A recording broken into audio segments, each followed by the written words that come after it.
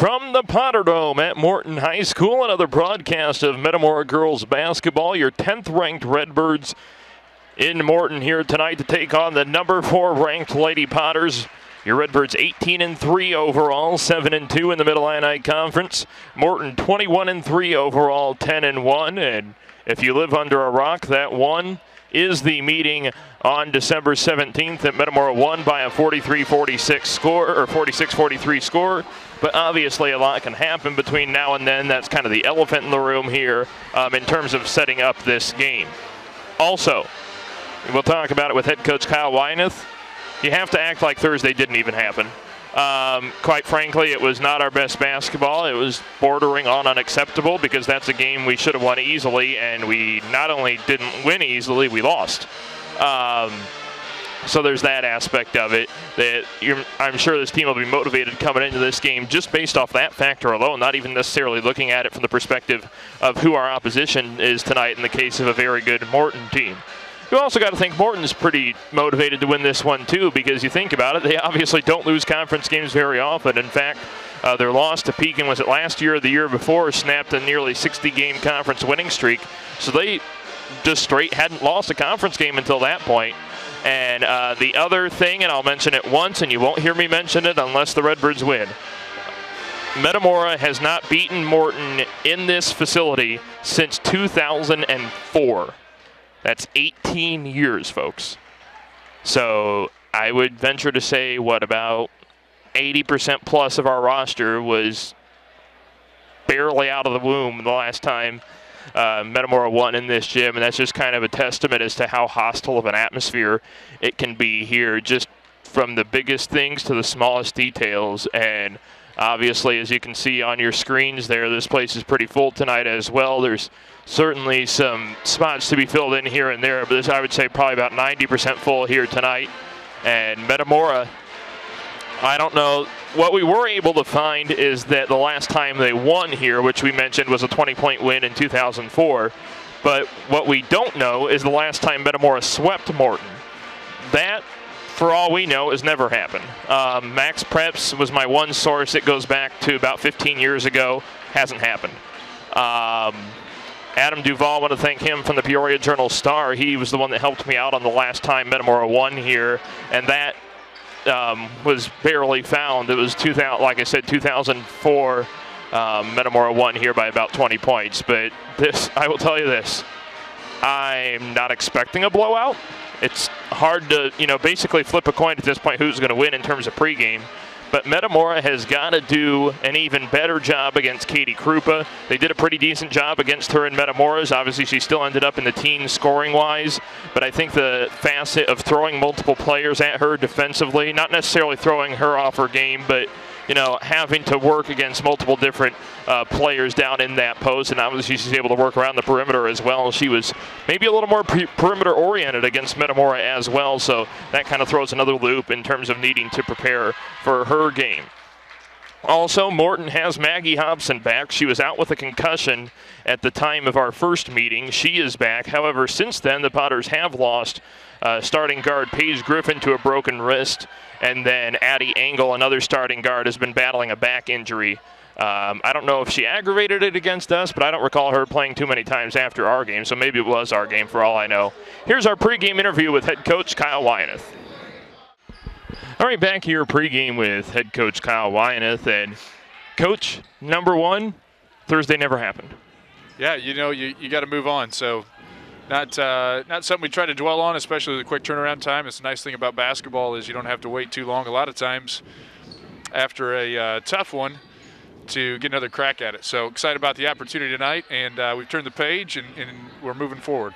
Speaking of opportunity, you have at least historically, seemingly unthought of chance to sweep the Morton Potters. Does that hold any added significance, or is that not even addressed until the final buzzer?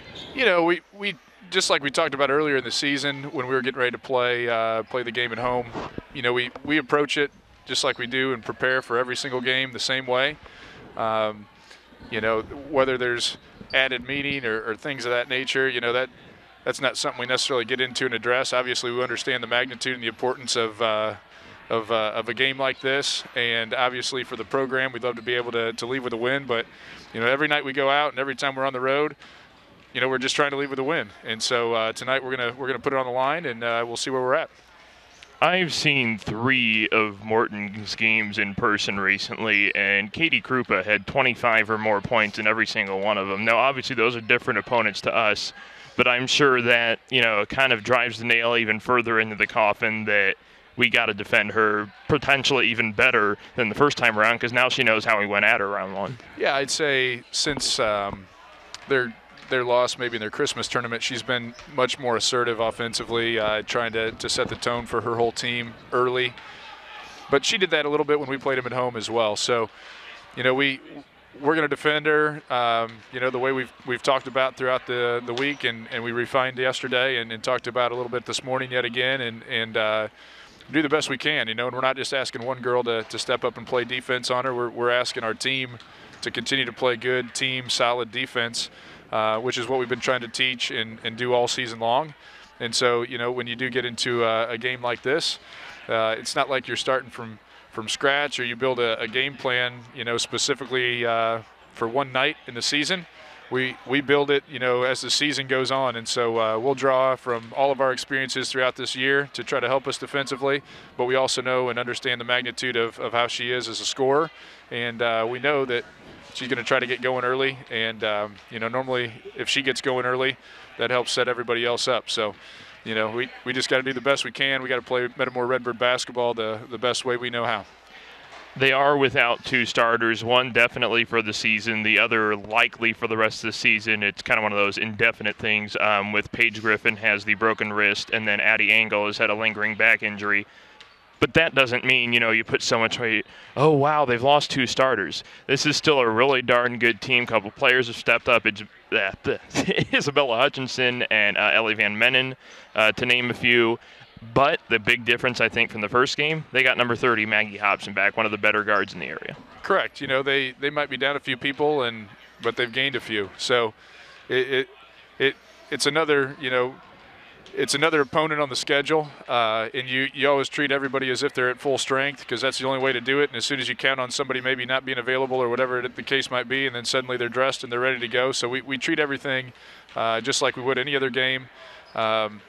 And we try to prepare and talk about the personnel that they have, and if some personnel aren't available, that's out of our control. We just try to do the best we can in terms of preparing and controlling what we can control. What's that final message like about around the 4 or 5 minute mark when you get that one last chance to talk to them before they come out on the floor before tip-off? I'm confident in the group that I've got at the sophomore level, at the freshman level, at the varsity level. We've got 3 really awesome groups, and it's just continue to play with confidence in your teammates, play with confidence in yourself, because I wouldn't trade any of our groups for any other group in the area, and I truly do mean that when I say it. And we just got to take a look around, have each other's backs, and go play Metamora Redbird basketball, and try to leave here with a win, and try to be 1-0 at the varsity, and try to be 1-0 at the sophomore. That's all we're trying to do, like we've done. This is, I think, game number 22. So we've done it 21 times at the varsity level, and we're just trying to do it a 22nd time tonight. Well, Coach, we'll let you go. Don't forget where the free throw line is. There's that problem here at Morton with a slightly darker shade of red at the free throw line. But, Coach, thank you so much for the time. Good luck, and hopefully we're talking to you after a sweep. Thanks, Alex. Back here at the Potter Home, Alex Staub on the call, Brad Marshall on the camera. We're excited to bring this one to you. Again, number 10 Metamora and number 4 Morton. Metamora, I said this the first time these two teams played. It's a little bit of blasphemy as recently as a couple of years ago to say Morton has a chance to sweep, or Metamora has a chance to sweep Morton.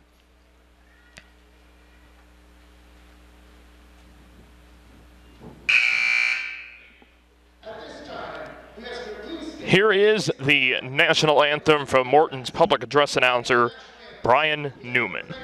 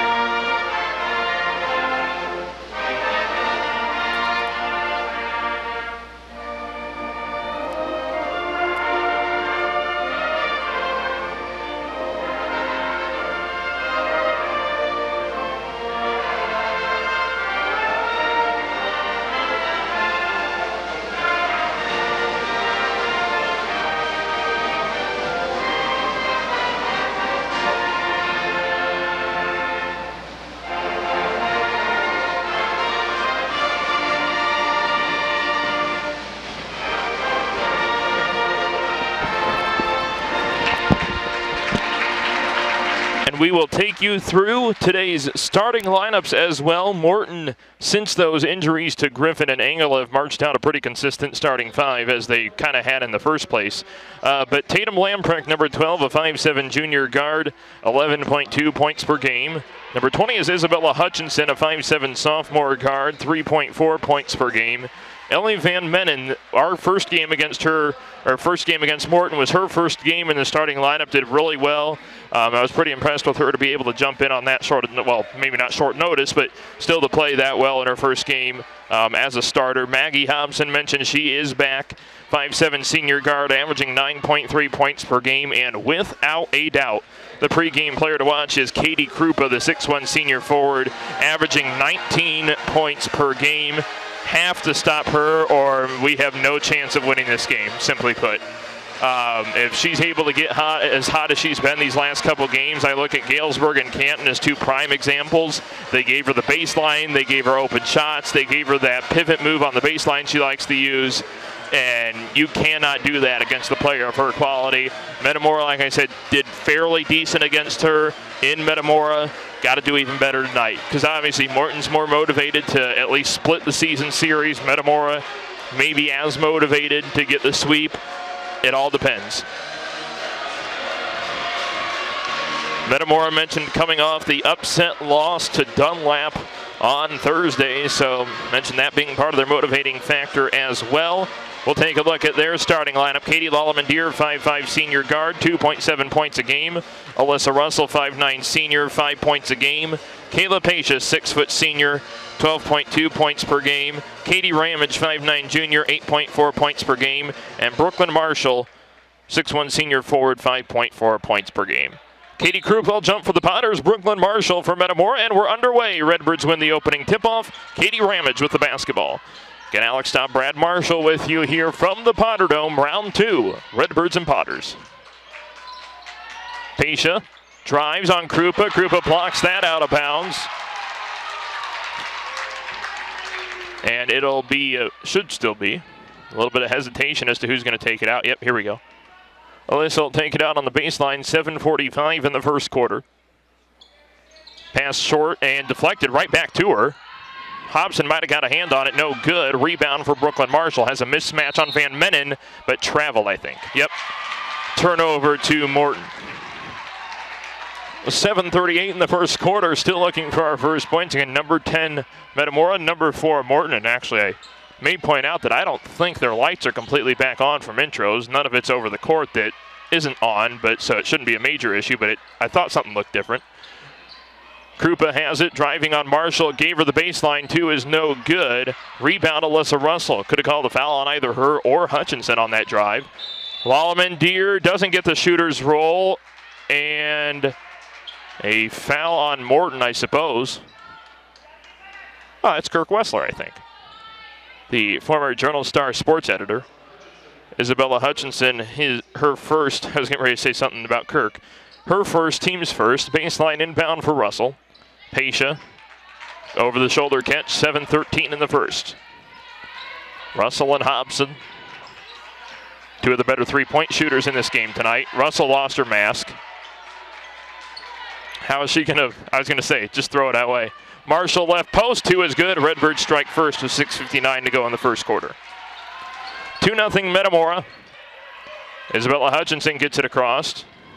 Hutchinson almost lost it out of bounds, does lose it out of bounds, Metamora ball.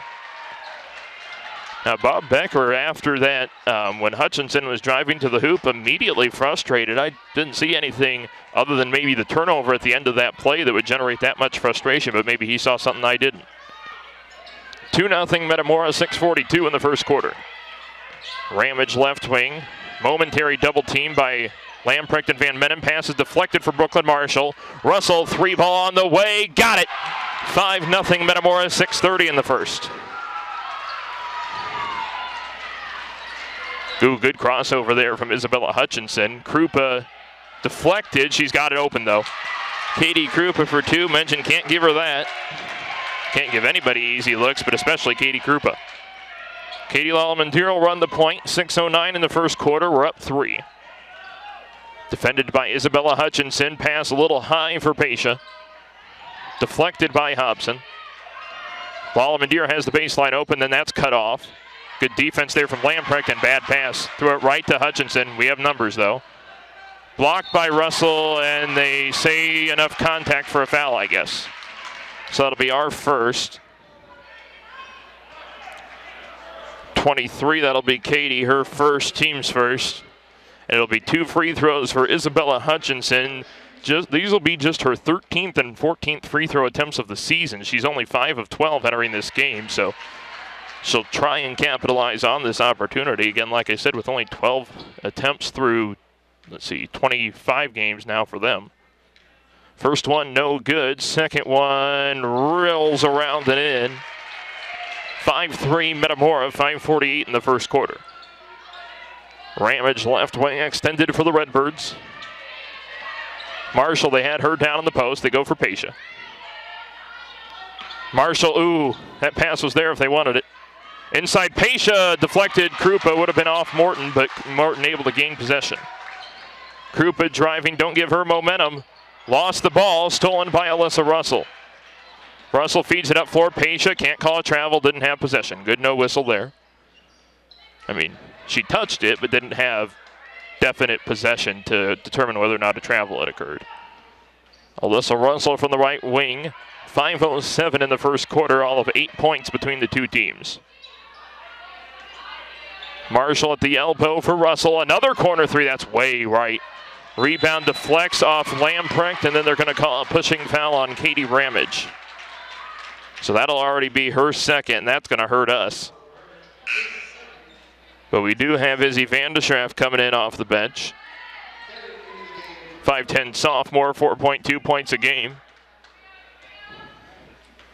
Isabella Hutchinson will run the point for Morton. 5-3 Metamora, 4:48 in the first. Krupa, 3 is on target, no good. Rebound Van Menen on Marshall. Marshall cuts Krupa off on the baseline. Lamprecht lost it out of bounds, I think. Nope, Russell poked it from behind. Would have been a close call. And honestly, if I'm Alyssa, she had Tatum defended tightly enough. See if she falls out.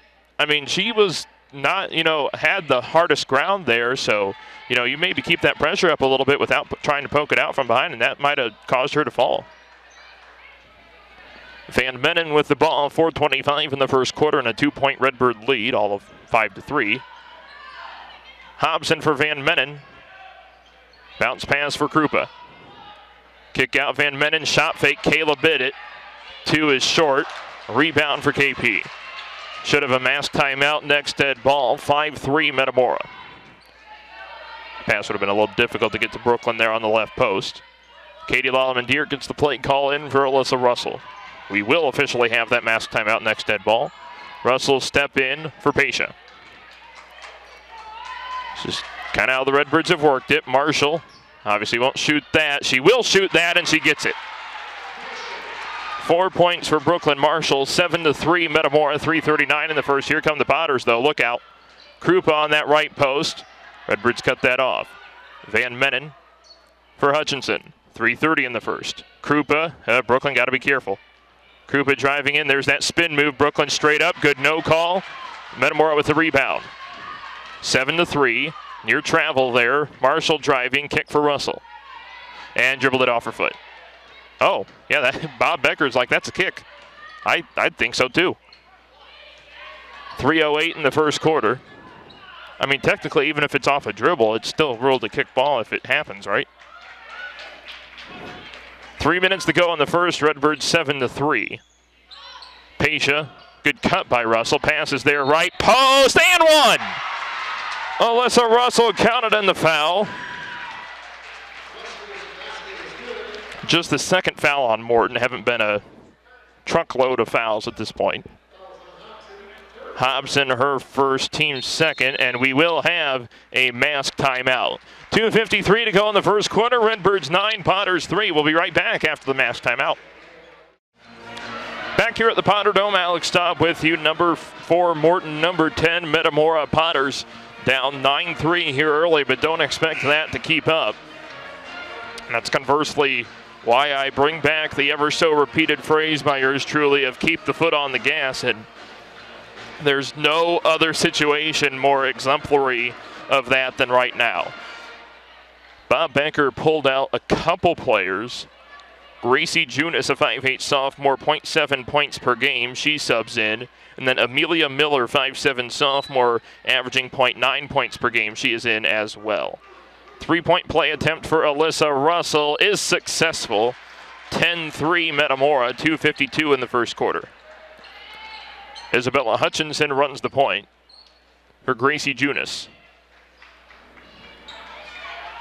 Oh, Elena Redgate is in from Metamora. Thanks, Brad, for catching that. Three is off the side of the backboard. Rebound, Metamora. Redbirds have numbers. Pasha passes too high. Rats. Out of bounds. Turnover to Morton. Elena Redgate, you'll recall, had a pretty good game against Morton the first time around. Had a 3 in the fourth quarter to force a timeout when the Redbirds were up 9. A lead that obviously they never relinquished. But again, that was then, this is now. But it does show that Elena was able to succeed against these Potters first time around, and she almost gave Krupa the baseline cut there. Hutchinson for Krupa, left wing. Lamprecht. Pass for Krupa. Miller looking for options, gives for Lamprecht. Got to be careful on the reach. There's Junis. Lamprecht. Redbirds some applause as the Potters try to find more options. Amelia Miller.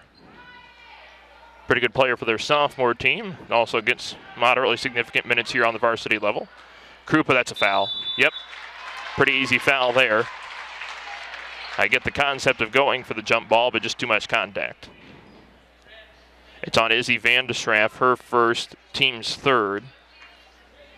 And shooting. This is what I don't get. She was not shooting. Whatever. All right, Katie Krupa will shoot two because she was driving to the hoop and they were reaching in for a jump ball and or steal. So that by no means was a shot. And obviously Katie Krupa, a spectacular free throw shooter, 105 for 136 on the year. She splits those two. 10-4 Metamora, 140 in the first quarter. Russell, 6 points here in the first quarter. Elena Redgate with it now. Pasha. Got to work on our passing to her a little bit here in the first quarter. The couple passes she's gotten, almost all of them, she's had to leap up in the air to get. Bounce pass for Redgate, left post on Krupa. That's a lot of contact, no whistle. Rebound deflects for Krupa. Lamprecht up ahead, 1:15 in the first quarter. Potters within 6. Hutchinson up top for Miller. They got Junis left corner if they want it. Lamprecht fairly open, decides to shot fake and drive. Krupa. Down to the 1 minute mark, 6-point lead here in the first. Ooh, yep, gave her that cut. Krupa, open Miller, blocked by Vandeschraff. Rebound Miller. Almost a little too much contact like we got called for on the, or that like Morton should have got called for on the other end, so it makes sense they wouldn't call it on this end either, so got to give them that. Hutchinson left wing, 40 seconds in the first. Krupa posting up. One of the first times we've seen her do it tonight. Spin move, that's a lot of contact. Yep, foul. Our fourth. It'll be on Izzy Vandeschraff. So that's her second. Maggie Hobson, Ellie Van Mennen will be back in, and Krupa will go back to the free throw line. Can't give her this many opportunities at the free throw line. Absolutely not. First free throw is no good. Brooklyn Marshall will return for the Redbirds and replace Elena Redgate. Metamora in a tricky situation personnel-wise because obviously, oh, nope, for Vandeschraff, I was going to say. Plan A obviously is Ramage by starting her. Plan B was Izzy Vandeschraff, and now both of them have 2 fouls. So it'll be interesting to see how the Redbirds utilize that going forward. Krupa splits it again. She's 2 of 4 at the line here in the first quarter. 10-5 Metamora. 30 seconds to go in the first. Katie Lolleman-Deer defended by Isabella Hutchinson. Brooklyn Marshall backing in on Van Mennen, throws it for Redgate. Quick release 3 is no good. Little quicker than average for a typical release, so perhaps the reason for the miss there. Hobson across for Hutchinson, down to 7 seconds. Pass is deflected and stolen. Redbirds go for a buzzer beater here. Pasha all on her own right post, got it. Metamora 12-5 at the end of the first quarter. Second quarter is next. Alex Staub back with you here in Morton. Your Redbirds lead 12-5 after the opening quarter. Hey, guess what? Already the second time I'm saying it. Keep the foot on the gas. Morton basketball to begin the second quarter. Gracie Junis, Isabella Hutchinson, Ellie Van Mennen, Maggie Hobson, and Katie Krupa, the 5 on the floor. Junis for Hobson. Ooh, they could have had that baseline cut there for Krupa. Krupa up top for Hobson, driving in, cut off by Russell. Almost lost the ball. Well, technically did. That's why she was able to dribble it again. Krupa drives in on Marshall. Kick out for Hobson. Drive in, has space. Redgate straight up. Good no call. Redgate pass is deflected. Marshall stops, gives for Redgate. Has the baseline. 2, no good. Careful, careful. Krupa with the rebound for Hobson. Be careful, Liz. Almost reached in there for the foul. Pasha deflects it. 2-on-1, not in her favor. 2 is good. 14-5 Metamora. Timeout Morton. 30-second timeout. The Redbird fans just to the right of your screen on their feet. 9-point lead here, 7:03 in the second quarter.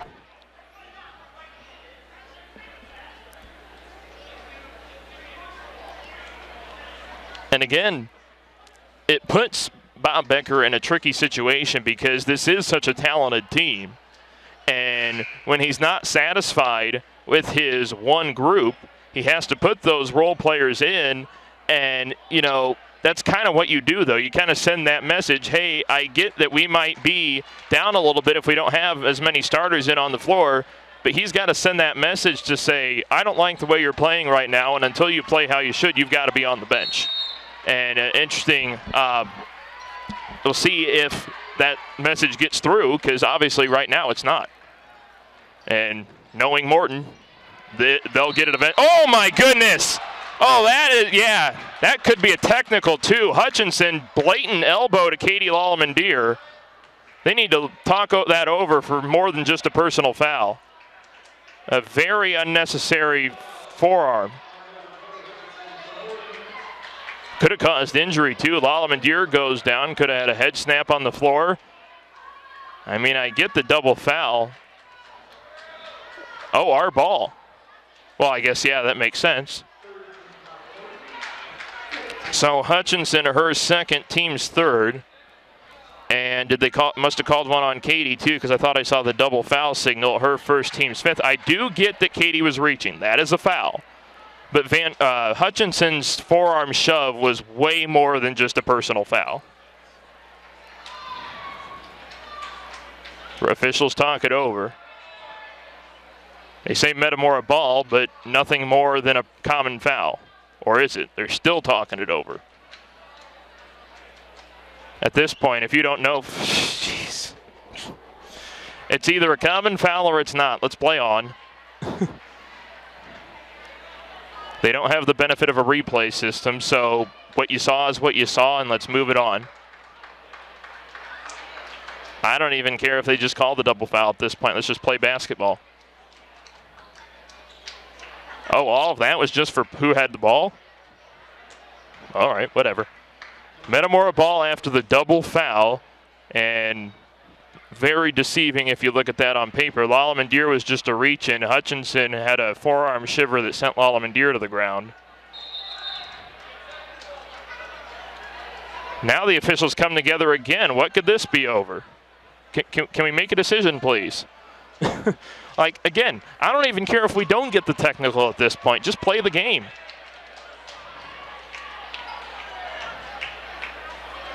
Or even if Morton gets the ball, it's one possession with 1 minute into the second quarter.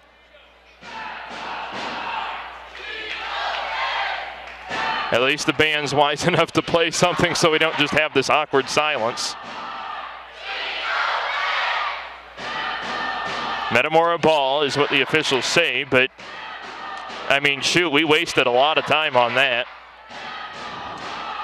Bob Becker is frustrated.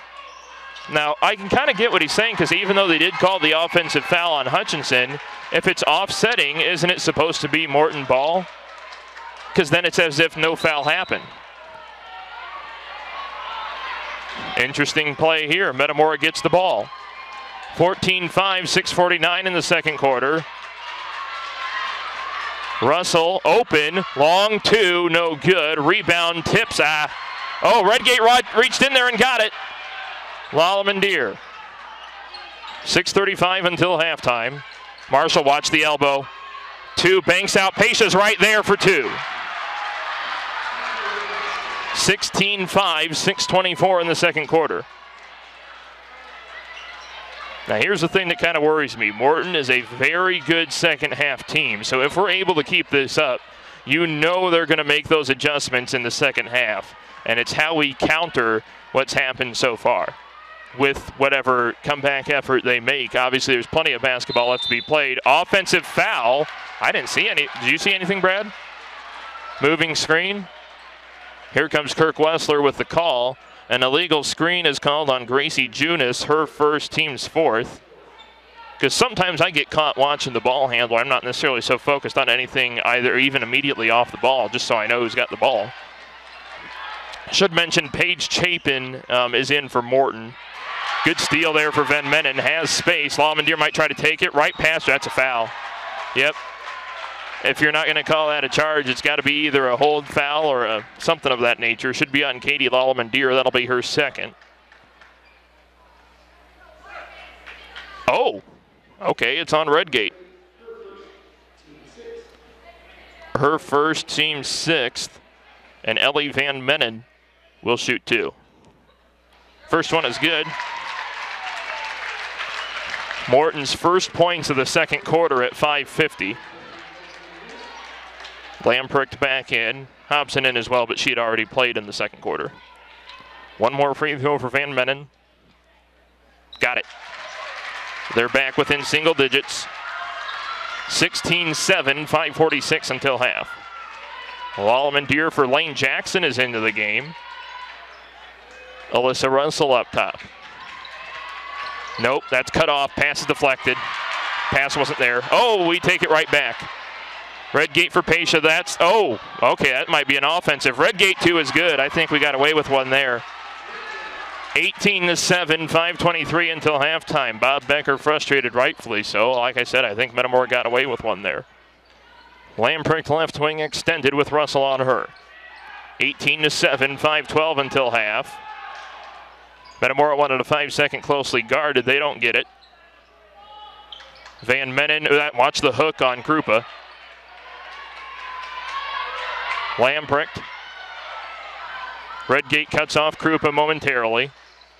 Hobson. Good defense from Katie.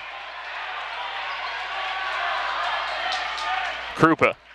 4:45 until half. Drives on Redgate. Kick out for Chapin. Van Mennen.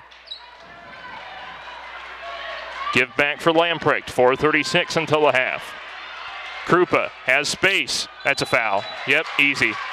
All she has to do is lean in and create that contact, and that's a foul every time. Should be on Elena Redgate. Yep, that'll be her second. Team seventh. It was a shooting foul anyway, so we would have had free throws either way, shooting or otherwise. Krupa has two. First one is good. Maybe not so fun fact for her, but actually the first time she's made her first free throw tonight. She had split her other free throw trips. Now she makes both of them for the first time. Got to keep Morton off the free throw line. Shoot, they've only made one field goal in the first half, but they've done really well at the free throw line. That's kept them within 9 points. Lane Jackson drives, kicks for Marshall. Lalamandir. Has the baseline. Krupa. That pass is a little further right. That's an easy layup for KP. 4:15 until half. Paige Chapin will inbound for Tatum Lamprecht. So right now for them, it's Lamprecht, Chapin, Hobson, Krupa, and Van Mennen. Krupa. Hobson. Could have gotten for the right post there. Now Krupa's got it. Flashes out off the defense from Marshall. Lamprecht open, three ball, look out. Wide left, rebound for Paisha. 3:52 until half. Mask timeout, next dead ball. Lalamandir for Marshall. Nope, that wasn't there. Nope. Russell up top. Drop pass for Pesha. Runs into Van Menen. Puts it up. 2, no good. Gets her own rebound. Ripped away by Krupa. Russell thought about the 3. 3:27 until half. A little bit of a crazy sequence there. Lalamandir on the drive. Outmatched. That's a lot of contact, or at least call it jump ball. Jackson. Lane Jackson with the steal. Good hustle there from Lane. 3:10 until half. Neither team doing well on turnovers, I'll tell you that. Marshall, tough move. Yep. 3 minutes, 6 seconds until half, and we will have the mask timeout.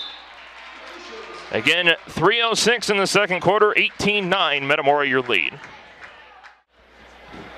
Alex Staub back with you here at the Potter Dome.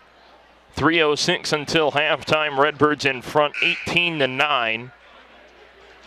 But foul trouble galore. Vandeschraff, Ramage, and Redgate all have 2. Let's see if they send out anybody new. Nobody truly new. In fact, I think actually they keep the same 5. I didn't see anybody go to the table during the timeout. Gracie Junis will inbound far baseline for the Potters, who will try to get to double figures here with 3 minutes until halftime. Hand off for Van Menen. Now Amelia Miller with the basketball. I take that back. Miller getting her first second quarter minutes. Hutchinson hand on for Van Menen. Near travel. Wyeth wants the hook on. That's a good straight up no call, but Hutchinson gets the basket anyway. Just Morton's second field goal of the game.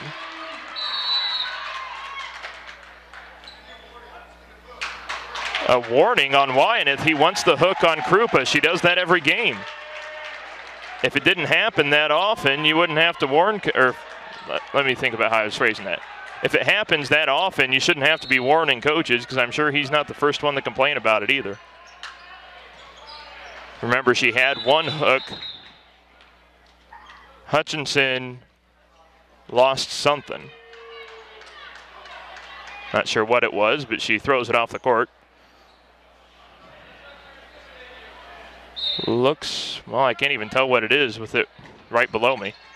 Russell inbound, got to get it in. Finds Pesha.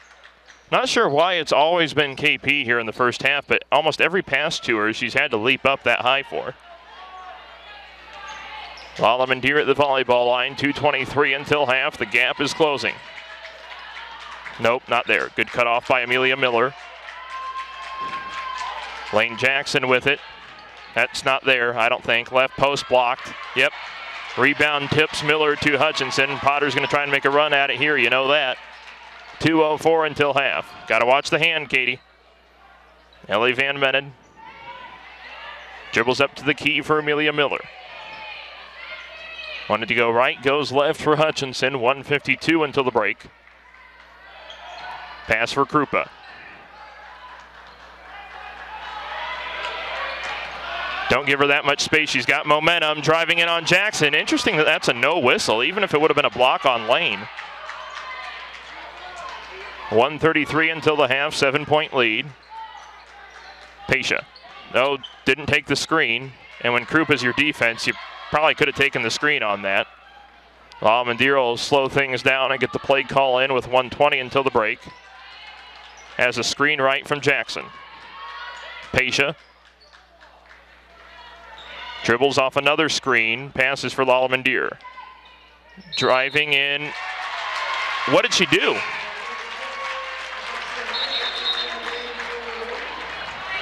Oh, okay. It's some kind of bandage on Hutchinson. She's got to come out of the game. I'm guessing because they had to stop the game because of it. That's why she has to come out. I couldn't tell what it was that she had initially thrown off her. But apparently some kind of bandaging for her right leg, I think.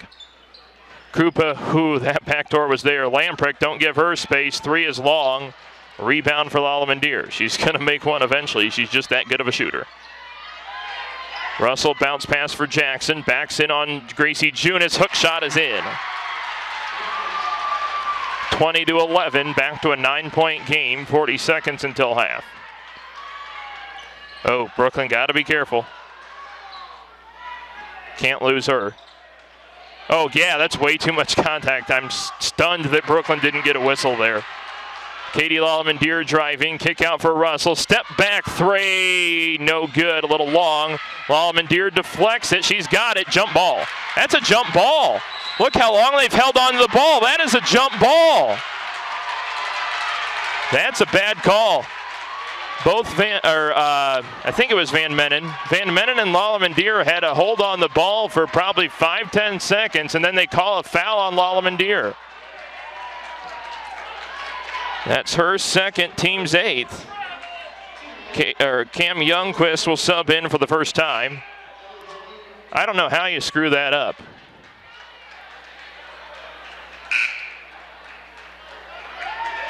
Youngquist for Lallemand-Deer. Now the good thing is it wasn't a matter of player safety. They were just scrambling for the ball and they didn't call a jump ball. So Van Mennen will have one in bonus. It's her second trip to the free throw line tonight, and she misses the first. Well, misses the only one, ends up being. Redbirds, oh, that's a travel. Pass is deflected and stolen by Morton. This is Maggie Hobson for Tatum Lamprecht. Her, second open three, no good. Rebound Pesha. And then so if that wasn't a jump ball, how is that a jump ball? I don't care who the arrow's to. If you're not going to call that a jump ball down here at the free throw line, then that can't be a jump ball either.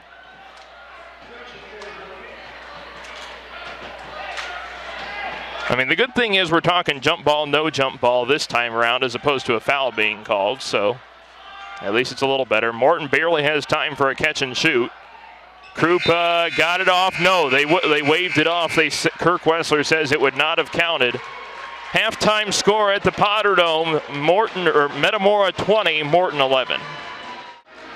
Alex Staub back with you here at the Potterdome. Halftime stats. Morton, Isabella Hutchinson, 1-2, 1 of 2 at the line, 3 points. Ellie Van Mennen, 2 of 3 at the line, 2 points.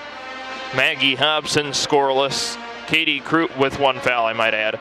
Katie Krupa, 1-2. Looks like she's 4 of 6 at the free throw line for 6 points.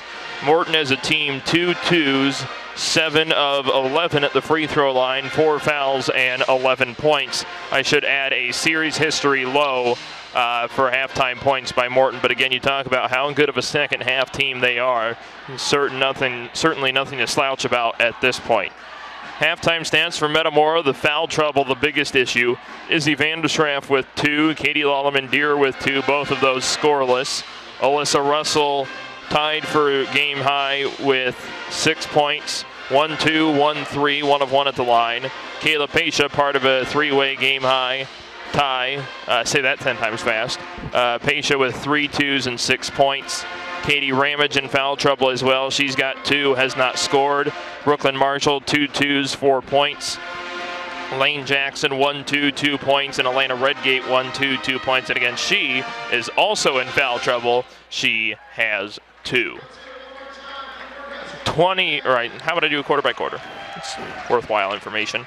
Metamora 12-5 in the first, but things slowed down 8-6 in the second to set up the current halftime score of 20-11. May have somebody of significance to our program in the gym we're trying to find. But again, Morton's such a because the games I've seen that I've been at, that they, a good example I think would be in East St. Louis. A really good sharp shooting team that was in here during their Thanksgiving Classic. They had one young lady that hit 6 threes in the first half. They turned it around. I don't think she scored in the second half. And yeah. So, and then Isabella Finnegan from Mother McCauley. Now, okay, so Hutchinson is still being worked on.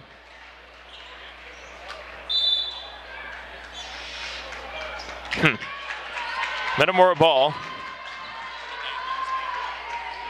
Brad thinks it might be something relative to diabetes. I'm not sure to be positive, but some sort of device they were looking at there on the sideline.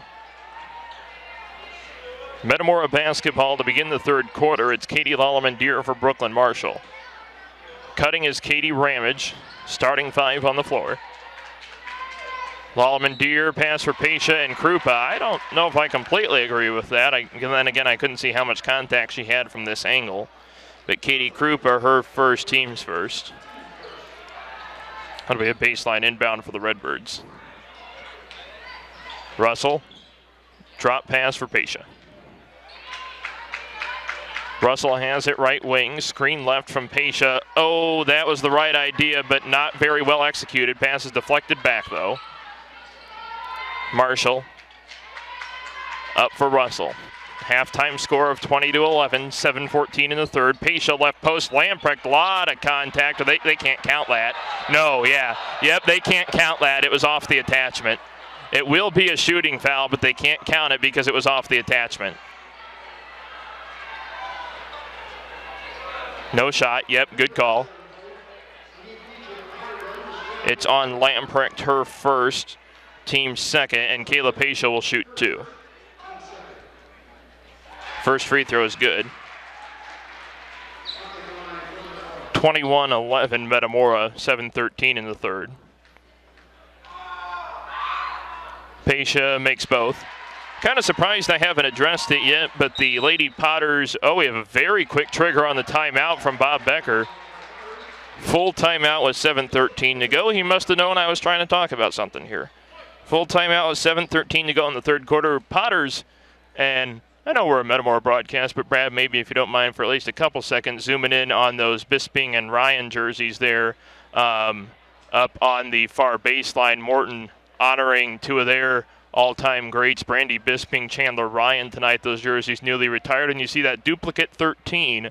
Her older sister Brooke played for this program as well, one of their greater players of all time, and obviously a really good basketball family there. Both of them now honored with their retired numbers, and Chandler Ryan as well. And tells you how long I've been doing this. When players, I've only been doing it 8 years, but players that I've been broadcasting are starting to get their jerseys retired. And I was thinking earlier, in terms of assembling an all-time opposing starting 5, man, especially if you have the rule of no more than 1 player per school, it's hard not to want to put both of those 2 on there because they were incredible players to watch play. Just unfortunate that we had to play them twice a year. They were just that good. 7:04 in the third quarter, out of the full timeout by Morton. Hutchinson has the lane, way too easy, 2 is good. I think they went with starters as well. So I'll get those marked real quick. 22-13, Pesha blocked by Krupa. Not sure why we would try that again. It didn't work very early on in the game.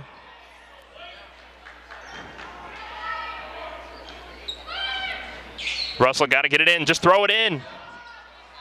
Pesha right wing, 6:43 in the third. Russell corner right.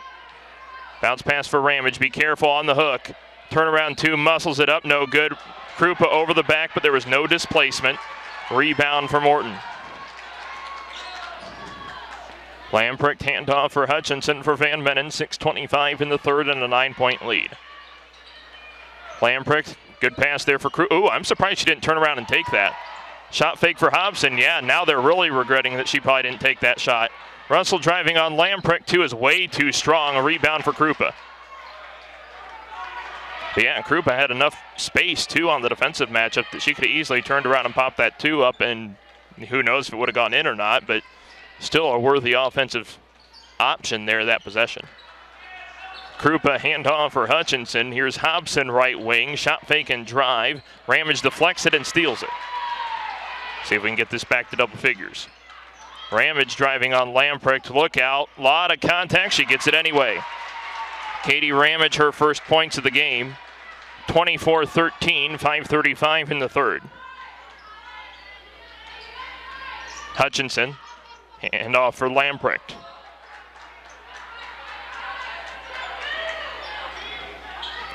Hobson, defended loosely by Ramage. Ooh, got to watch that back cut. Good. Lamprecht, too much space. Got it. 24-16, 5:10 in the third. She's prolific, a three-point shooter enough that I would hope we'd be able to defend that a little better. Pesha, maybe a little bit of a moving screen. Lalamandir pass fake for Pesha. Marshall posting up, hits it up on Krupa. Oh, can't get the roll. That's Krupa deflected to Hutchinson. 4:45 in the third. Morton, if they score here, would that be the closest they've been tonight? I think. Ooh, good hustle by Ramage. Great hustle. Not sure why Morton fans are all up in arms for good hustle, but whatever. Krupa on the baseline. Had that corner. She could have spun and done that. Hutchinson, yeah, Lalamandir leaned in there. That'll be her third. Probably will take her out. Izzy Vandeschraff and Elena Redgate are who I see that's at the table. I don't know if we have anybody else that's maybe. So Gracie Junis will sub in for Morton. And then it will just be Redgate and Vandeschraff.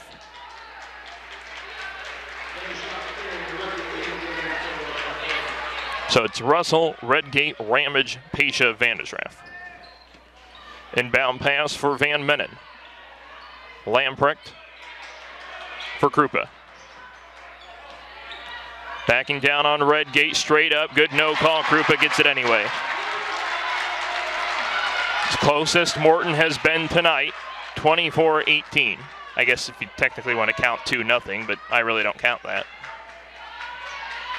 Vandeschraff cutting baseline. Oh, she's got the space. 2 is no good, though. Rebound for Krupa. Watch the poke from behind. Got to be careful with too much contact. And why is that open? Van Menen, no good. Vandeschraff with the rebound. Ramage driving on Krupa. A lot of, the difference there is Krupa leaned in a little bit after the initial contact, and so that's a shooting foul. Her second, team's third. Katie Ramage will go to the line, and we have the mask timeout. 3:43 in the third quarter. Morton the closest, technically not, but semi-officially the closest they've been tonight. 24-18, 3:43 in the third. Yeah, roll it. Alex Staub back with you here at the Potter Dome. I thought I had knocked my pencil off the table. I must not have done that. Katie Ramage at the free throw line to attempt some free throws. First one is good.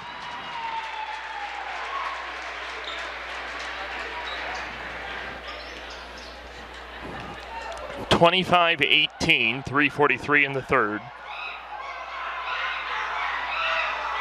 Second free throw, way left. Rebound for Gracie Junis. Redgate, good hustle to at least get a hand on it, but clearly out of bounds towards Morton.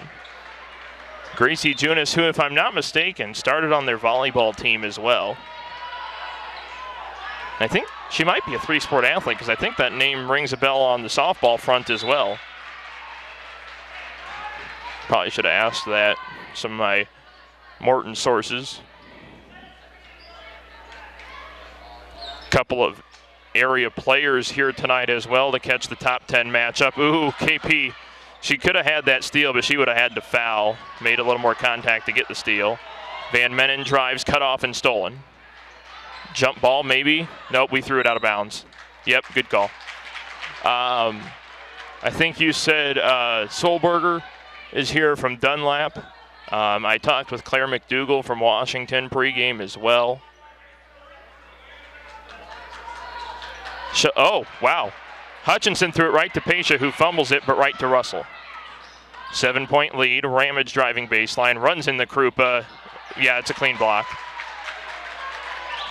It wasn't. Oh, man. Miller. Yeah, why? That's a good decision. Yep. It was deflected off Metamora, so wise on her part to let that just go out of bounds.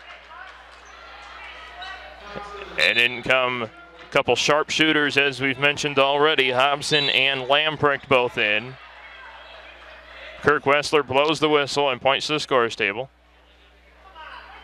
confirming a check-in, which I'm not sure why it was that big of an issue.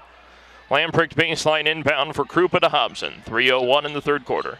Krupa, that's way too much space. You got to put that up. Oh, interesting no call there. I thought Redgate might have leaned in a little bit. Van de Schraff driving, kick out Redgate, open, 3 ball, no good. A little short, rebound for Krupa, get back. Threw it out of bounds, no touch. Marshall. You know, I love sometimes watching college basketball or NBA or WNBA or whatever it may be, and when they replay shots like that to see if something deflected off the rim or deflected off a hand, and how well those cameras can just slow it down and see down to the frame like it was a picture who touched the ball last. Obviously, we don't have that luxury. Pesha right post on Krupa, leans in, a little bit of contact there. Krupa rebound for Lamprecht. 2:19 in the third. Again, Morton with a bucket of any kind other than a free throw will be the closest they've been all night. And that might do it. Hutchinson for 2, rims out somehow. Rebound for Pesha, that's a foul. Yep, easy call. And Morton's probably upset because had they called it maybe a little more timely, even if it was on Van Menen, she wouldn't have gone thudding to the floor and potentially hitting her head. Gracie Junis for Tatum Lamprecht.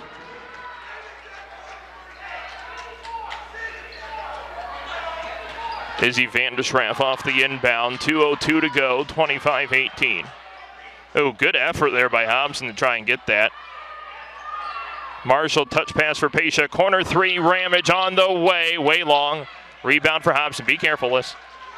Elects not to reach in for the steal attempt.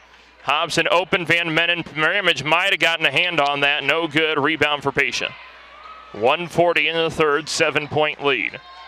See if we can try to get it to double figures by the end of the third. Russell might have traveled. Oh, look at that, here's Pesha, right post, easy 9-point lead. Maybe not super easy considering I didn't notice it even until I saw her jumping up and down like that. Hutchinson. Again, you talk about the great effort it's taken from her and Ellie Van Menen becoming the consistent starters for them with injuries to Paige Griffin and Addie Engel. They've certainly given an effort worthy of such. 1 minute in the third quarter, 9-point lead. Van Menen for Hutchinson. 2, rolls in. She's got 7, 27-20. Again, 6 points other than those early baskets in the first quarter, the closest Morton's been. Pesha kicks out for Russell, under a minute in the third. Bounce pass for Marshall, how is she, whoa. Oh, yeah, and then made contact from behind. Yep, that's her first, team's second. Lamprecht for Hobson.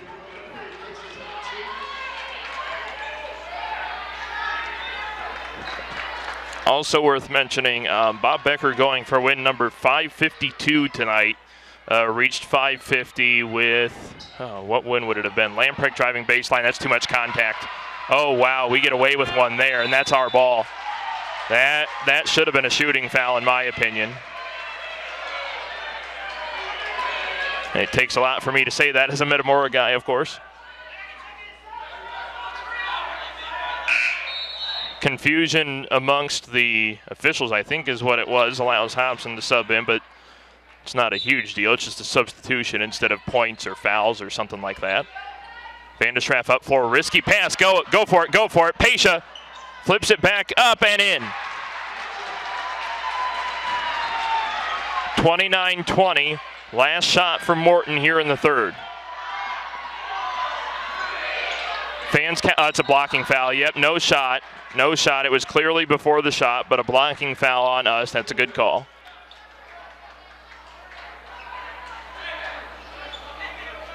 Kayla Pesha, her first, team's third. Potters have plenty of time to get a shot off, 1.9. Hutchinson will inbound for Krupa. That's who you know it's going to. Wild shot. No chance there. No displacement. An air ball ends the third quarter, 29-20 Metamora. Alex Dobb back with you at the Potter Dome. Start of the fourth quarter. Metamora in front, 29-20. Morton basketball. Hutchinson, Van Menen, Lamprecht, Hobson, and Krupa starting 5. Krupa for Hobson, wide open, that's in. We know better than that. 29-23, tied for the closest margin tonight. Ramage for Marshall, back for Russell. 7:33 in the fourth quarter. Russell up for Pasha. Marshall, little shuffle, has space driving, flips it up and in. 31-23, 7:15 in the fourth quarter. Van Menen for Lamprecht. Good cut by well, Marshall cut that off. Good cut, but Marshall cut it off. No double pun intended. Ellie Van Menen for Isabella Hutchinson. Open Lamprecht. Look out. Krupa. Ooh. We're lucky she didn't shoot that. 6:47 in the fourth quarter. Now, obviously, that's not her primary offensive method. But if she's making those, that adds a whole nother dimension to a game that's already difficult to attack. Hobson had a little bit of space. Oh, Marshall. Oh, that's travel. Yep. Turnover to Metamora.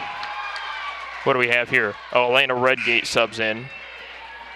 And I think we had starters on the floor before her. 6:31 to go. We're up 8. Ooh, Alyssa nearly shuffled her feet there without dribbling. Lob pass way too high. We've had that problem all night where our passes for Kayla have been, well, high. It just seems so weird to me. And I'm not saying this to criticize the team in any way, but it just seems to me weird that it's only been for Kayla that it's been that consistent an issue tonight. Not necessarily a Kayla problem. Straight up. Whatever. Krupa counted in the foul. That was straight up without displacement and no lean, but they call the foul anyway on Alyssa Russell. That'll be her first and team's 4th. Krupa will attempt the three-point play to give them their closest margin of the ball game. It's good. 5-point game, 6:08 to go. Ramage scot-free up to the point for Pasha. 5-point lead, 6 minutes.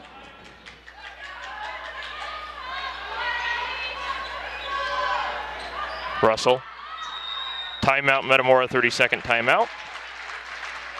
Get things a little more to our liking.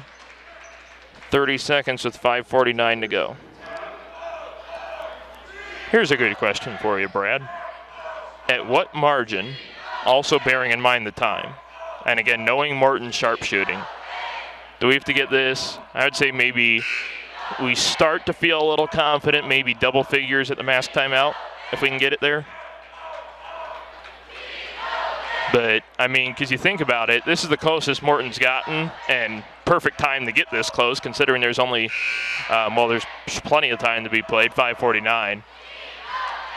But if we're able to get it back to double figures around the mask timeout, again, I'm not saying that's a point where we can start saying we're going to win, but you got to feel a lot more confident if we've gotten ahead by 5 more than we got right now. Throw it in, let's go. Pasha from the volleyball line. 5:45 in the fourth quarter, Ramage. 31-26, Metamora. Ramage dancing around with it for Pasha. Russell, screen left. Drive in, they got Redgate. Bounce pass for Pasha. They had Redgate in the left corner, dadgummit. Throws it right to Redgate. 2 is good. Thank you, come again. 33-26, 5:20 to go. Now, granted, that was Hobson that threw that, right? She was kind of all mangled up, laying down on the floor. She probably didn't have the best line of sight in terms of who she was throwing it to, but still, we'll take it. Ooh, Redgate might have gotten away with a reach. Hutchinson open for 2. 33-28, back to that 5-point spread, 5 minutes in the fourth quarter. Lallemand-Deer for Russell. Redgate, good defense from Tatum Lamprecht there, by the way. Redgate driving. Oh! Wow. Katie Krupa, now she's in foul trouble with 3. Team's 5th. Oh, they call it on Hobson. Oh, okay. I thought I saw him say 31 with the second hand, but okay, so both of them are clear. Redgate elbow jumper, no good. Ramage hustling for the deflection. Am I losing my mind, or could that have been either on Hobson or Krupa? Okay. So at least I was kind of with it. Redgate for 2. 35-28, 4:23 to go. Maggie Hobson. Lob pass for Hutchinson. Good matchup here, Krupa and Redgate. Open corner 3 for Van Menen, on target and good. What's this? Oh, timeout, Morton. Full timeout. We have a new closest margin by all of 1 point. 35-31 with 4:06 to go. Now, here's the question.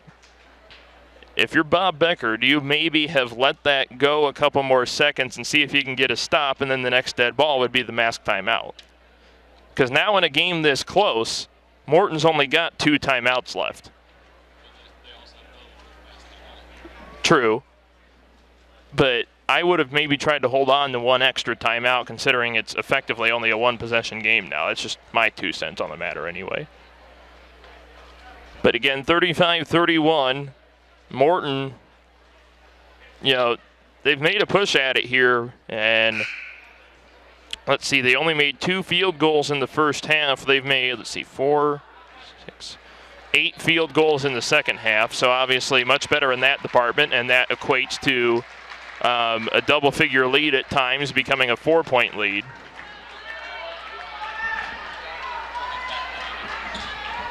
Brooklyn Marshall back in, so it's starting lineup for Metamora with 4:06 to go. Katie Lallemand-Deer with 3. That's the most foul trouble, at least individually, that either team has. There are multiple players with 2, but Lallemand-Deer the only one with 3. Russell for Lallemand-Deer. 3:55 to go. Crossover for Ramage. Backing in on Lamprecht, kick out for Lallemand-Deer. Good defense this possession from Morton. Lallemand-Deer for Ramage. Fairly open jumper, can't get the roll. Rebound for Krupa. Big possession here for Morton. This place will get pretty loud if they hit one, especially a 3-ball. Hutchinson defended by Lallemand-Deer. Krupa able to reach out and grab it. Hobson defended by Ramage. Crossover, has to give it back for Lamprecht. 3:12 to go, 4-point game.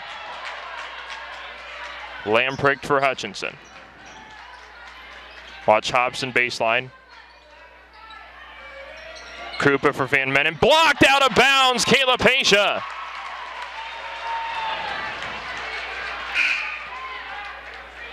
What's the whistle? Oh, mask timeout.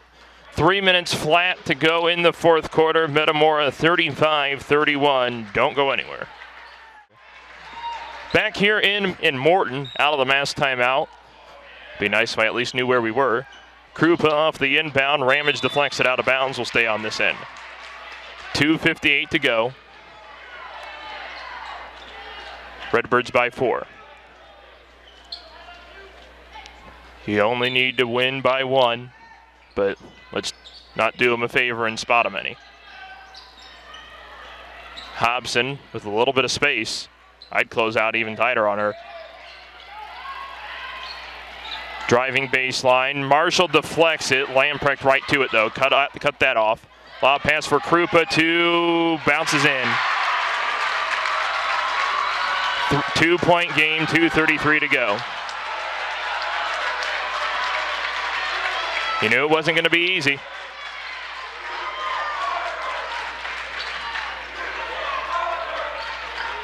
Yeah, you can't guard her is a little bit of a stretch. Obviously, we haven't done particularly well against her, but we've done it probably as good as any team in the area has all year, but not perfect by any stretch. Russell baseline cut off. Pasha. 2:04 to go. 2-point game. Lalamandir. Good defense, Isabella Hutchinson. Okay, got the play call in. Potter fans, couple of them start to rise to their feet. 1:48 to go, up 2. Krupa's got to be careful. That's a little too much reaching. And especially with her 2 fouls, they can't afford. In fact, Becker probably wouldn't even pull her until her 4th, but still. Lalamandir for Pasha. Are we going to try and hold it to see if they start fouling? Timeout, Metamora, 30.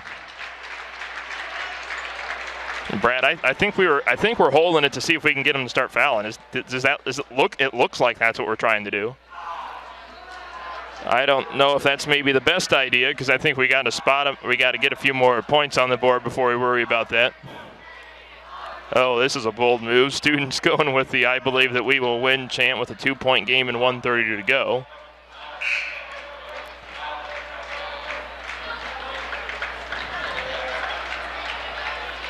I don't blame them, though. They've made a great run here in the second half to make it a much closer game than it was, but usually you reserve that chant for when you either actually do know you're going to win or you're winning. Morton could be next score.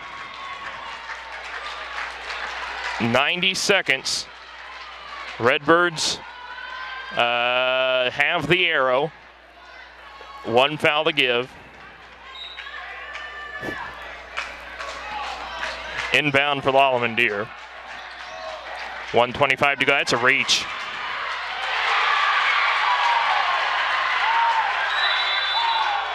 Krupa could get teed up. She was right in the official's face calling for the timeout. Jump ball to Metamora. That is not the right call. I don't care if it's in our favor. Wait a minute. Oh, so I'm confused. So he signaled multiple things. So we still have the ball, but because it's a dead ball, Morton's able to call time. Is that what it is? That's my guess. Because regardless of who has possession, as long as it's a dead ball, you can call time. That's what I think it is. Or are they going to give Morton the ball? He's pointing. I think he's telling them, yep, it's your ball. Yep. That's what I thought. I was going to say, I can understand why it would be jump ball and timeout because of it being a dead ball and all, but 2-point lead, 1:20 to go. Morton could take its first lead or tie with either form of a field goal. Hutchinson trying to spin away from Lalamandir. 1:10 to go. Lamprecht for Krupa. Handoff Hutchinson. Has the lane. Kick out Hobson. 1:03 to go, up 2. Be careful, Liss. Lamprecht with 1 minute to go. Metamora by 2. Be careful, Brooklyn. Charge. Dadgummit. Katie, her 4th, team's 5th.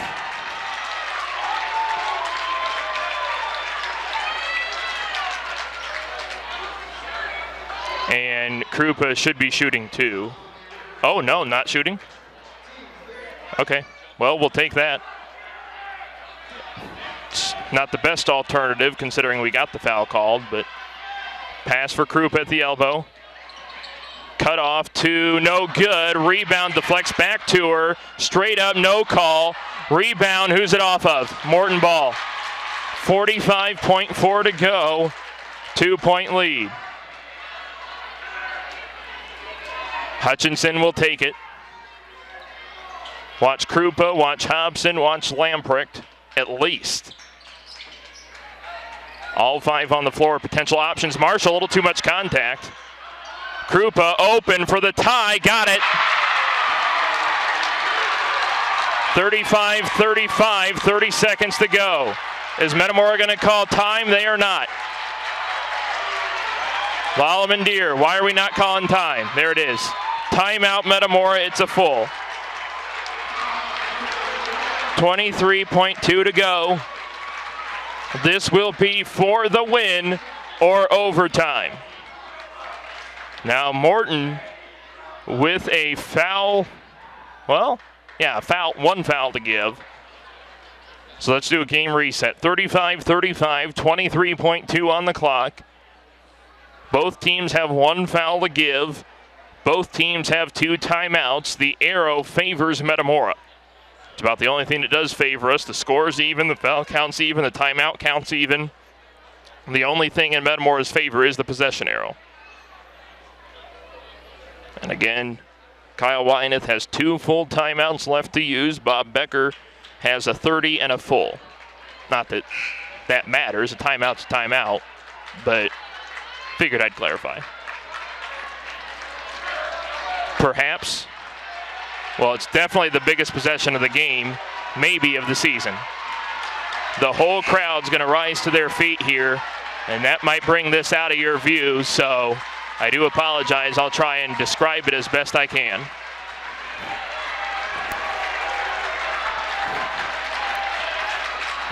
.2. This is for the win. Russell for Lalamandir. Driving for Ramage. 17 seconds. Ramage for Russell. Driving. Timeout Metamora. They call another full. 11.8 on the clock. So here's the best case scenario. The more time we run off, the less time Morton has to counter for a win in terms of potential overtime.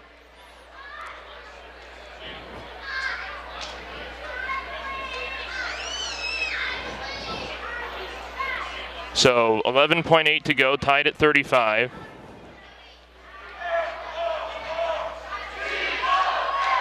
And now Metamora down to 1 timeout. So they've got to go here, I would think, unless you absolutely have to call it.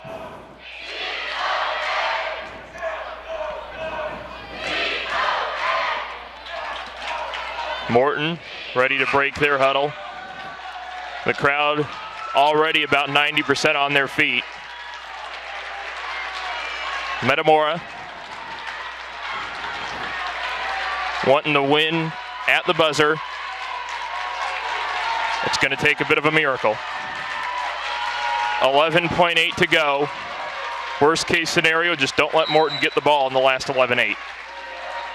Russell inbound for Lalamandir. Ramage down to 9 seconds. Marshall driving on Krupa. Russell for the win. Good! Good! Alyssa Russell, 3-point lead. 1.4 to go, 38-35. Morton will need a 3 to tie. They got 1.4 to do it. How about Alyssa Russell?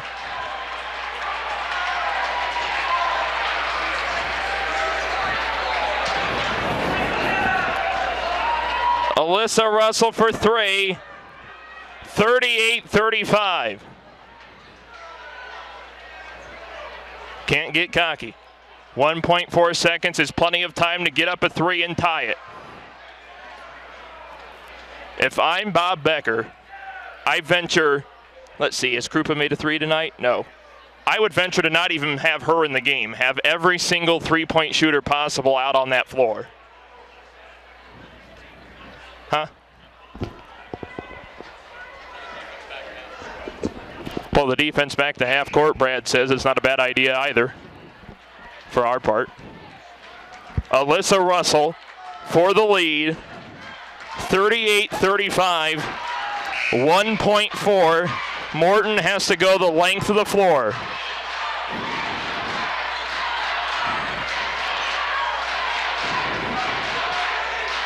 Is that the Redbird fans? Saying, let's go Birds? Metamora's on their feet chanting. Bob Becker, I'm not sure what he's trying to get. Oh, you know what? He's probably stalling, which is technically illegal. Yeah, that's, I mean, now, Brad, in all seriousness, can we think of anything that he would be complaining about? So it's probably stalling. 1.4. Baseball pass. Stolen! Stolen! The Redbirds have done it! The Redbirds have swept the Morton Potters! Final score, Metamora 38, Morton 35. That's a sweep, folks. Alyssa Russell, the game winner. Metamora 38, Morton 35. How about those Redbirds? We'll be back with Kyle Wynath and Alyssa Russell. Back here post-game with head coach Kyle Wynath, and I'll try to keep this as PG as possible. We freaking did it. We did it, man. We did it. The girls did it. Heck of a play at the end, but I tell you what, heck of an effort from start to finish. You know, we got out to a good start, which we have been trying to do. We've been seeing things in practice. Thursday night was a little frustrating. And tonight it was nice to get out to a quick start, but I tell you what, the effort and the energy that we continued to play with and kept bringing was awesome and outstanding by our girls, and I couldn't be more proud of them. Alyssa Russell's about to come over here and do an interview as well. How about that shot? You know, we'll be talking about that one for a long time, I think. You know, and I was telling them after the game, if you could take about 11.8 seconds and you were going to make an 11.8-second video of our season and what we try to teach, no better 11.8 seconds than that right there. You know, really good execution coming out of the timeout. We got the ball right where we wanted to go. As I'm watching, I'm thinking Brooklyn's going up to the layup because that's what we talked about doing. And we preach, you know, try to make the next right play. And I tell you what, talk about unselfish play. She found Alyssa wide open in the corner, and we talked about, before we broke it, we said, hey, somebody step up and make a play. And she buried that huge shot. You know, I could be more proud of her, but I couldn't be more proud of our team for giving her the opportunity. What was going on in that halftime locker room? Because I think you've seen on film, or maybe you've just heard from afar, just how good of a second-half team this can be, especially if they do something to mess up in the first half, that they're really going to do everything they can to turn it around. Was that part of the halftime discussion? Or? Yeah, you know, we talk about that. When you've got a lead at half, you know, 2 quarters isn't going to win you a game. And, you know, it was no different tonight. Obviously, they're a tremendous team, really well coached. You know that they weren't pleased with the first half that they played, but at the same time, we tried to keep the focus on us. You know, we've got to continue to do the things that allowed us to be successful in the first half. We know they're going to make a run, shoot, they're playing on their home court, and you know, big night for them. They're putting jerseys on the wall and all that sort of deal. So you know, they had a lot of motivation. You know, we beat them at our place early in the season, so you knew they were going to have a lot of fight. And there was no point in time where we ever thought that wasn't going to be the case. And, you know, there in the fourth quarter, they made another run at it. You know, and we weathered the storm a little bit. And then once again, you know, buried a huge shot there at the end. But, you know, hats off to our kids for just staying with it. I think the other big element here is this is our second to last game that counts towards postseason seeding, and I don't know if there's necessarily a set committee, but whomever that quote-unquote committee is going to look very highly on this win. You know, it's a good win for us, you know, and we're trying to win them all, you know, and sometimes teams can win them all, and sometimes you slip up every once in a while, and so it was important for us for the regional, obviously, but I think more importantly, right now we needed to really bounce back in a strong way. From Thursday's effort, and I thought we did that, you know, outstanding. So, you know, that's probably the biggest focus. We haven't even talked about, you know, regional seeding and sure, winning a game tonight to have an impact on that. As coaches, we've talked about, you know, where things might shake out, but with the team, it's all been the focus on, you know, we got to get right back at it. We got to do what we do, play Metamora Redbird basketball, and see if little old Metamora can go get a win on the road. How was that locker room afterwards?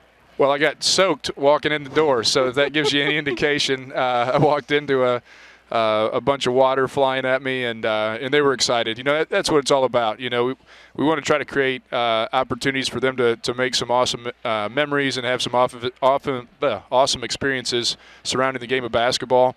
There's no doubt in my mind that tonight's going to be one of those moments that they're going to look back on fondly for a long, long time. Well, Coach, we'll let you go. Congratulations on the regular season sweep, and let's go get another one on senior night. Thanks, Alex. Back here post-game now with Alyssa Russell, and, well, you start in the first half, and I know you're probably, you know, we got to talk with the shot right away. I'll save that for the end. But that first half, Morton 5 in the first quarter, only 6 in the second quarter. Actually, they had 3 single-digit scoring quarters until that fourth quarter push. What was going so right in that facet? I'd say honestly that it's just our patience on offense and our just IQ for our defense, that we know like which players that we need to help on and which players that we need to put more pressure on. And just our overall teamwork. We know how to work with each other on defense, and just being able to play together just really helps everything flow well. Then let's talk about that fourth quarter push. Obviously, probably the most negative question I'm asking you here, but obviously you knew they weren't going down without a fight, but what was the difference? What was that mental fortitude, if you will, to still hold them off despite that great late push by them? We were just so determined to beat them, especially at their house. You know, we beat them once earlier, but that wasn't enough for us. In order for us to be satisfied, we knew that we had to come into their place and really beat them, so yeah. Because this may eventually be seen by others, we don't want to get into the X's and O's of that final shot, but I do want to ask you about taking it, because I think there's a special DNA, regardless of how good of a shooter you are, to be confident enough to take that final shot. Kind of take me through that mental aspect of being the one that's entrusted to take a shot like that. So I knew that if she was going to kick it out to me, I was wide open, and my teammates and my coaches, you know, they always tell me that that's my shot. Kickouts, set threes, that's my shot, and I was wide open, so I knew that I just had to take it.